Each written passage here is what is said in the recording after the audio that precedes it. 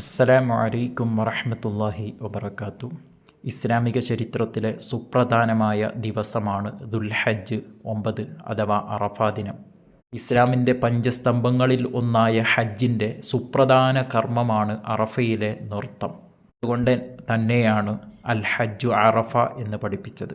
എന്തുകൊണ്ടാണ് അറഫാ ദിനത്തിന് അറഫ എന്ന പേര് ലഭിക്കാനുള്ള കാരണങ്ങൾ പറയുന്നുണ്ടെങ്കിലും മഹാനായ ആദം നബി അലൈഹിസ്സലാമും ഹവ്വാ റളിയല്ലാഹു അൻഹയും സ്വർഗത്തിൽ നിന്നിറങ്ങി ആദ്യമായി ഭൂമിയിൽ സംഗമിച്ച ഇടം, അല്ലെങ്കിൽ ആദ്യമായി സംഗമിച്ച ആ സംഗമം, ആദ്യമായി പരസ്പരം തിരിച്ചറിഞ്ഞ സ്ഥലം, ഇബ്രാഹിം നബി അലൈഹിസ്സലാമിൻ്റെയും മകൻ ഇസ്മായിൽ നബിയുടെയും ത്യാഗങ്ങൾ സ്മരിക്കുന്ന ഇടം ഒക്കെ ഇതിന് അർത്ഥങ്ങളുണ്ട്. സൂചിപ്പിക്കപ്പെട്ട ഈ ശ്രേഷ്ഠതകളും അതുപോലെ നബി സല്ലല്ലാഹു അലൈഹി വസല്ലമ തങ്ങൾ ജനങ്ങളുമായി അറഫ പ്രഭാഷണം നടത്തിയ സ്ഥലം, ലോകത്തിൻ്റെ അഷ്ടദിക്കുകളിൽ നിന്നുള്ള വിശ്വാസികൾ ഇബ്രാഹിം നബിയുടെ വിളിക്ക് ഉത്തരം നൽകി ലോകത്തെ ഏറ്റവും വലിയ സംഗമങ്ങളിലൊന്ന് നടക്കുന്ന സ്ഥലം തുടങ്ങി അറഫക്ക് ഒരുപാട് പ്രാധാന്യങ്ങൾ ഉണ്ട്. അറഫാ ദിനത്തിൻ്റെ മഹത്വം ഖുർആനിലും ഹദീസുകളിലും നമുക്ക് കാണാൻ പറ്റും. ഒരു വേള മഹദിയായ ആയിഷ റളിയല്ലാഹു അൻഹ പറയുന്ന ഒരു ഹദീസ്, ഇന്ന റസൂലുള്ളാഹി സ്വല്ലല്ലാഹു അലൈഹി വസല്ലം ഖാൽ മാ മിൻ യൗമിൻ അക്സറ മിൻ അയ്യുഅതിഖല്ലാഹു ഫീഹി അബ്ദൻ മിനൻ നാർ മിൻ യൗമി അറഫ വഇന്നഹു ലയദ്നു സുമ്മ യുബാഹിയ ബിഹിമുൽ മലായികത ഫയഖൂലു മാദാ അറാദ ഹഉലാ. അറഫാ ദിനത്തേക്കാൾ കൂടുതൽ ആളുകളെ നരകത്തിൽ നിന്ന് അള്ളാഹു മോചിപ്പിക്കുന്ന മറ്റൊരു ദിവസമില്ല എന്ന് സാരം. ഒരൊറ്റ ഹദീസ് മതി ഈ ദിവസത്തിൻ്റെ ശ്രേഷ്ഠതയും അറഫാ ദിവസത്തിന് അള്ളാഹു തആല നൽകിയ മഹത്വവും മനസ്സിലാക്കാൻ. അതുപോലെ നമ്മൾ ആ ദിവസത്തിൽ നോൽക്കുന്ന നോമ്പിന് വലിയ ശ്രേഷ്ഠത ഉണ്ട്. ഖത്താദ റളിയല്ലാഹു അൻഹുവിനെ തൊട്ട് നിവേദനം ചെയ്യുന്ന ഹദീസിലൂടെ മുത്തനബി സല്ലല്ലാഹു അലൈഹി വസല്ലം തങ്ങൾ പഠിപ്പിക്കുന്നത് കാണാം. ഒരു വേള ഹബീബായ തങ്ങളോട് ചോദിക്കപ്പെടുന്നു, സുഇല റസൂലുള്ളാഹി സല്ലല്ലാഹു അലൈഹി വസല്ലം അൻ സൗമി യൗമി അറഫ.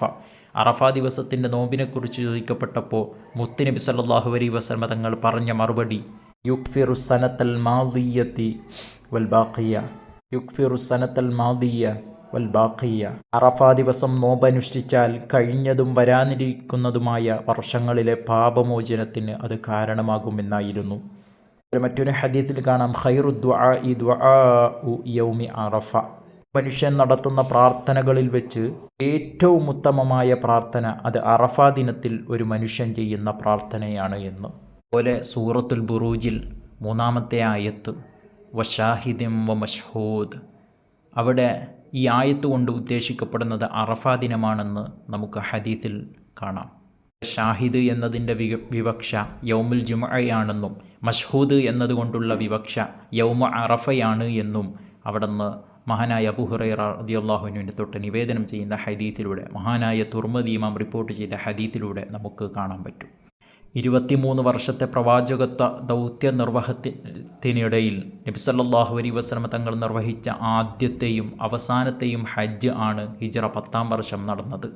ഏകദേശം 1.25 ലക്ഷം ജനങ്ങളുടെ സാന്നിധ്യത്തിൽ അറഫാത്തിൽ വെച്ച് നടന്ന നബി സല്ലല്ലാഹു അലൈഹി വസല്ലം തങ്ങളുടെ പ്രഭാഷണം ചരിത്രത്തിൽ രേഖപ്പെടുത്തപ്പെട്ട ഏറ്റവും വലിയ മനുഷ്യാവകാശ പ്രഖ്യാപനങ്ങളിൽ ഒന്നായി അറിയപ്പെടുന്നു. നബി സല്ലല്ലാഹു അലൈഹി വസല്ലം തങ്ങളുടെ ആ പ്രസംഗത്തെ പിന്തുടർന്നുകൊണ്ട് ഇന്നും അറഫാ പ്രസംഗവും വ്യത്യസ്ത ഭാഷകളിലേക്കുള്ള മൊഴിമാറ്റവും തുടരുന്നുണ്ട്. അറഫാ മൈതാനത്തെ ഉർണ താഴ്വരയിൽ വെച്ച് കസ്വ എന്ന ഒട്ടകപ്പുറത്തിരുന്നു കൊണ്ട്, ജനങ്ങളെ നിങ്ങൾ ശ്രദ്ധിച്ചു കേൾക്കുക, ഇനിയൊരിക്കൽ കൂടി ഇവിടെ വെച്ച് നിങ്ങളുമായി സംവദിക്കാൻ കഴിയുമോ എന്നറിയില്ല എന്ന് തുടങ്ങുന്ന പ്രഭാഷണം നബിയുടെ വിടവാങ്ങൽ പ്രസംഗം എന്നും അറിയപ്പെടുന്നു.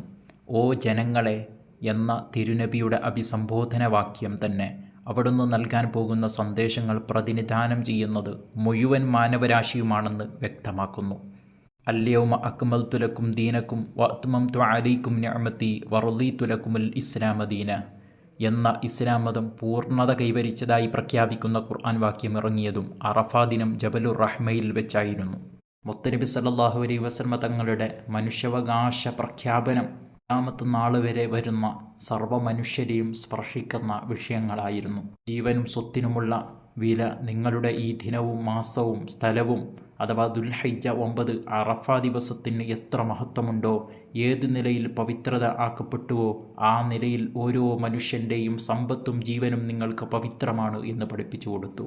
രാജ്യങ്ങൾ പരസ്പരം കൊമ്പുകോർക്കുന്ന വർത്തമാന സാഹചര്യത്തിൽ തങ്ങളുടെ പേരിൽ അല്ലെങ്കിൽ വർണ്ണങ്ങളുടെ പേരിൽ, ഭാഗീയതകളുടെ പേരിൽ പരസ്പരം രക്തച്ചൊരിച്ചിലുകളും ധാർമ്മികമായ അസമത്വങ്ങളും നടമാടിക്കൊണ്ടിരിക്കുന്ന വർത്തമാന സാഹചര്യങ്ങളിൽ മുത്തുനബി സല്ലല്ലാഹു അലൈഹി വസല്ലമ തങ്ങളുടെ ഈ ഉപദേശങ്ങൾ ഉൾക്കൊള്ളാൻ കൊണ്ടും ബന്ധപ്പെട്ടവരാണ്. അതുപോലെ അജ്ഞാത കാലത്തെ പലിശ സമ്പ്രദായത്തെ അള്ളാഹു തആല നിഷിദ്ധമാക്കിയിരിക്കുന്നു. ആർക്കെങ്കിലും പലിശയുമായി ബന്ധപ്പെട്ട ബാധ്യതയുണ്ടെങ്കിൽ അവരത് ഒഴിവാക്കിക്കൊള്ളട്ടെ. ആദ്യമായി എൻ്റെ പിതൃവ്യൻ അബ്ബാസിൻ്റെ കടക്കാർക്കുള്ള പലിശ ഞാൻ ഒഴിവാക്കി തന്നിരിക്കുന്നു. ഇങ്ങനെയുള്ള പ്രഖ്യാപനങ്ങളെ കൊണ്ട് പലിശയെ തീർത്തും ഉന്മൂലനം ചെയ്യപ്പെടേണ്ടതിൻ്റെ പ്രാധാന്യത്തെ സമൂഹത്തിന് പഠിപ്പിച്ചു കൊടുത്തു മുഹമ്മദ് റസൂലുള്ളാഹി സ്വല്ലല്ലാഹു അലൈഹി വസല്ലമ തങ്ങൾ. മനുഷ്യരെല്ലാം ആദമിൽ നിന്നാണ് സൃഷ്ടിക്കപ്പെട്ടത്. ഒരു അറബിക്കും അനറബിയേക്കാൾ ശ്രേഷ്ഠതയില്ല, ഒരു അനറബിക്കും അറബിയേക്കാളോ ശ്രേഷ്ഠതയില്ല. വെളുത്തവനേക്കാൾ കറുത്തവനോ കറുത്തവനേക്കാൾ വെളുത്തവനോ ഔന്നിത്യമില്ല എന്നും മുത്തുനബി സല്ലല്ലാഹു അലൈഹി വസല്ലമ തങ്ങളുടെ സന്ദേശ പ്രഭാഷണത്തിൽ അവിടുന്ന് ഉൾക്കൊള്ളിച്ചിരുന്നു. സ്ത്രീകളുടെ വിഷയത്തിൽ അള്ളാഹുവിനെ നിങ്ങൾ സൂക്ഷിക്കുക. അള്ളാഹുവിനെ മുൻനിർത്തിയാണ് നിങ്ങൾ അവരെ സ്വീകരിച്ചത്. അവൻ്റെ കൽപ്പന പ്രകാരമാണ് അവർ ഇണയാക്കപ്പെട്ടതും. നിങ്ങൾക്ക് അവരോടുള്ള ഉത്തരവാദിത്തം പോലെ അവർക്ക് നിങ്ങളോടും ഉത്തരവാദിത്തമുണ്ട്. അവർ നിങ്ങളുടെ കിടപ്പറകളുടെ ചാരിത്രം സൂക്ഷിക്കണം. നിങ്ങൾ അവരോട് സ്നേഹത്തോടെയും സൗഹാർദ്ദത്തോടെയും പെരുമാറുകയും മാന്യമായ ഭക്ഷണവും വസ്ത്രവും നൽകുകയും വേണം.